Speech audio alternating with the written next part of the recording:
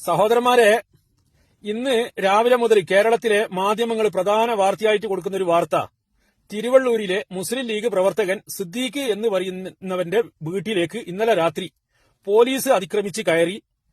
സിദ്ദീഖിനെ arrest ചെയ്യാൻ വേണ്ടി ശ്രമിച്ച് അവനെ അവിടുന്ന് കിട്ടിയിട്ടില്ല. സിദ്ദീഖിന്റെ ഭാര്യ പ്രസവിച്ചിട്ട് 20 ദിവസമേ ആയിട്ടുള്ളൂ. ചെറിയ കുട്ടിയുണ്ട്.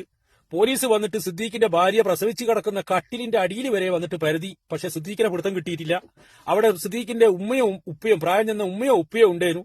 ഈ പോലീസുകാരെ കണ്ടിട്ട് മറ്റു കുട്ടികൾ നിലവിളിച്ച്, ഇങ്ങനെയുള്ള വാർത്തകളാണ് ഇന്ന് മാധ്യമങ്ങൾ കൊടുക്കുന്നത്.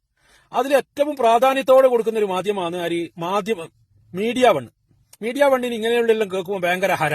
കാരണം വെച്ചാൽ ഒന്ന് സിദ്ദീഖ്, ഒന്ന് പ്രായം ചെന്ന ഉമ്മ, സിദ്ദീഖിന്റെ ഭാര്യ പ്രസവിച്ച് കിടക്കുന്നു, 20 ദിവസമേ ആയിട്ടുള്ളൂ, മറ്റ് ചെറിയ കുട്ടികൾ.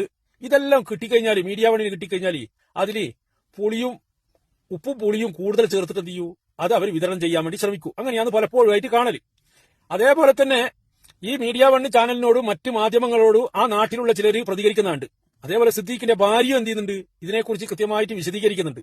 പോലീസ് വന്ന രൂപവും കട്ടിന്റെ അടിയിൽ പരതിയതും ആ പോലീസുകാരന്റെ പേരും വിവരങ്ങളെല്ലാം കൃത്യമായിട്ട് ഈ സിദ്ദീഖിന്റെ ഭാര്യ പറയുന്നുണ്ട്.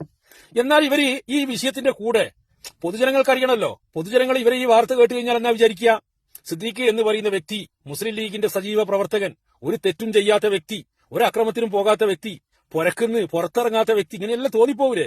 എന്നാൽ ഇവരാരെങ്കിലും പറയണ്ടേ, ഏതെങ്കിലും മാധ്യമങ്ങൾ പറയണ്ടേ, സിദ്ദീഖിന്റെ പേരിൽ ക്രിമിനൽ കേസുണ്ട്. ആ ക്രിമിനൽ കേസ് ഉള്ളത് കൊണ്ടാണ് പോലീസ് അദ്ദേഹത്തെ തെരഞ്ഞു വന്നത്. അദ്ദേഹത്തെ പോലീസ് സ്റ്റേഷനിൽ ഹാജരാക്കി കഴിഞ്ഞു കഴിഞ്ഞാൽ പോലീസ് തെരഞ്ഞു വരൂല എന്നെങ്കിലും പറയണ്ടേ. നിങ്ങൾ ചിന്തിച്ചു നോക്കിയാട്ടെ, ഈ സിദ്ദീഖ് എന്ന് പറയുന്ന വ്യക്തി നല്ല വ്യക്തിയല്ലോ. അദ്ദേഹത്തിന്റെ പേരിൽ ക്രിമിനൽ കേസ് ഉള്ളത് കൊണ്ടാണല്ലോ പോലീസ് അദ്ദേഹത്തെ തേടി വന്നത്.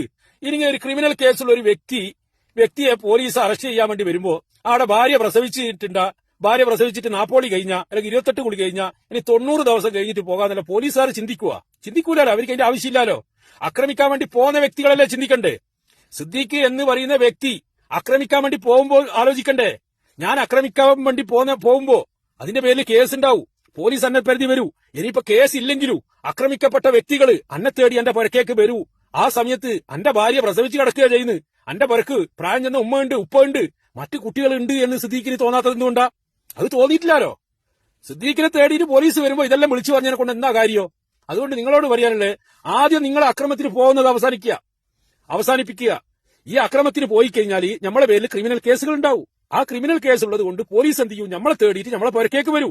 അന്നേരം നിലവിളിച്ചിട്ട് കാര്യമില്ല സുഹൃത്തുക്കളെ, അന്നേരം നിലവിളിച്ചിട്ട് കാര്യമില്ല. നമ്മൾ ആക്രമിക്കാൻ വേണ്ടി പോകുന്നതിന് മുമ്പ് ആലോചിക്കുക.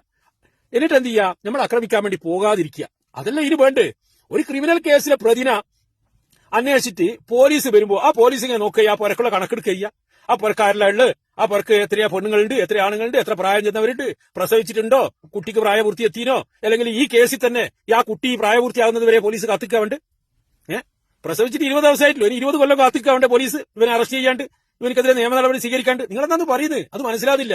അതുകൊണ്ട് ക്രിമിനലുകളെ തേടിയിട്ട് പോലീസ് എന്തായാലും പുരക്ക് വരും. അത് ലീഗുകാരനായാലും ശരി, വേറെ ഏതെങ്കിലും പാർട്ടിക്കാരനായാലും ശരി, ലീഗുകാർക്ക് വേറെ പ്രിവിലേജ് ഒന്നും ഇല്ല. ഇന്ത്യ രാജ്യത്തെ നിയമം എല്ലാവർക്കും ഒരുപോലെയാണ്. ഞാൻ ലീഗുകാരനാണ്, എന്റെ നേതാവ് വലിയ മുന്തിയ സാധനമാണെന്നും പറഞ്ഞിട്ടൊന്നും കാര്യമില്ല.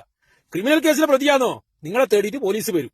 അന്നേരം കൂക്കിയും പൊളിയും വിളിച്ചിട്ട് കാര്യമില്ല എന്നാണ് എനിക്ക് പറയാറുള്ളൂ.